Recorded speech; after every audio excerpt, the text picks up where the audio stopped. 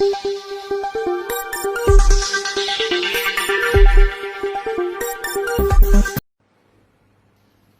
मी पंकजा गोपीनाथ हुंडे, आपल्या सर्वांचे लाडके लोकनेते, आपला लाडका नेता आणि माझे पिता यांची जयंती आहे 12 डिसेंबर रोजी.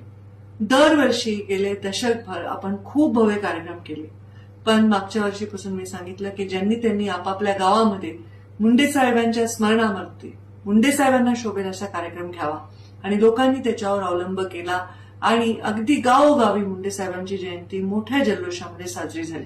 मुंडे साहेबांच्या जीवनाला शोभेल असे काम केले, कोणाच्या दुःखी माणसाची मदत केली, शेतकऱ्यांची मदत केली, विद्यार्थ्यांची मदत केली, आजारी लोकांची मदत केली.